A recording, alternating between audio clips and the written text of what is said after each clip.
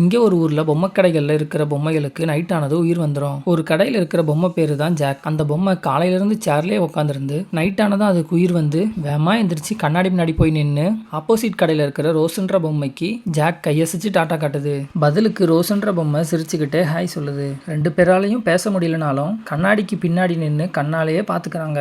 இவங்க ரெண்டு பேரையும் அந்த கடையில் இருக்கிற ஒரு பூனை கவனிச்சுக்கிட்டே இருக்கு. மறுநாள் விடிஞ்சதும் ரெண்டு பொம்மைகளும் பழையபடி அவங்க இடத்துல போய் உட்காந்துடுதுங்க. அப்போ ரோஸ் இருக்க கடைக்கு அப்பாவும் பொண்ணும் வந்து ரோஸை விலை கொடுத்து வாங்கிட்டு போயிடுறாங்க.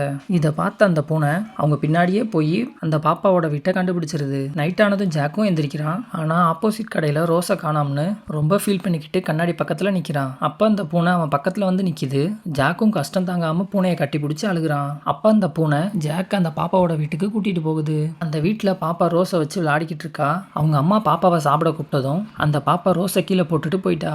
ரோஸும் ஜன்னல் கிட்ட வந்து நின்று ஜாக்கை நினைச்சு ஃபீல் பண்ணிக்கிட்டே இருக்கா. அப்ப ஜாக் திடீர்னு அங்க வந்து நிக்கிறான். ரெண்டு பேரும் ஜன்னலை திறந்து ஃபர்ஸ்ட் டைம் நேர்ல பாத்துக்கிறாங்க. அப்போ வெளியே பனி பேஞ்சதுனால ரோஸ்க்கு ரொம்ப குளிர் அடிக்குது. ஜாக் உடனே அவன் போட்டிருந்த ஸ்வெட்டரை கலட்டி அவளுக்கு போட்டு விடுறான். அப்படியே ரெண்டு பேரும் தப்பிச்சு போலாம்னு ஜன்னல் வழியா இறங்கும் போது ரோஸ் கால் ஸ்லிப் ஆகி கீழே விழுகும் போது ஜாக் அவளை தாவி பிடிச்சு ரெண்டு பேரும் சேர்ந்து கீழே விழுகிறாங்க. கீழே விழுந்ததும் ஜாக்கோட கால் மட்டும் உடஞ்சி தனியா வந்துடுச்சு. ரோஸ் ரொம்ப ஃபீல் பண்ணிக்கிட்டு ஜாக்கை தோல்ல பிடிச்சிக்கிட்டு ரெண்டு பேரும் மெதுவா நடந்து போறாங்க. ஆனா பனி ரொம்ப அதிகமா இருந்ததுனால ரெண்டு பேரும் மயங்கி அங்கேயே விழுந்துட்டாங்க. கொஞ்ச நேரம் கழிச்சு கண் திறந்து பார்த்தா ரெண்டு பேரும் ஒரு வீட்டுக்குள்ள இருக்காங்க. ஜாக்கோட காலம் இப்ப சரியாயிருக்கு. அங்க இருக்க குட்டி பாப்பா தான் ஜாக்கோட காலை சரி பண்ணிருக்கா. ரெண்டு பேரும் இப்ப ஒன்னா சந்தோஷமா இருக்காங்க. பனில மயங்கி கிடந்த இவங்கள அந்த பூனை தான் காப்பாத்தி இந்த வீட்டுக்கு கூட்டிட்டு வந்திருக்கு.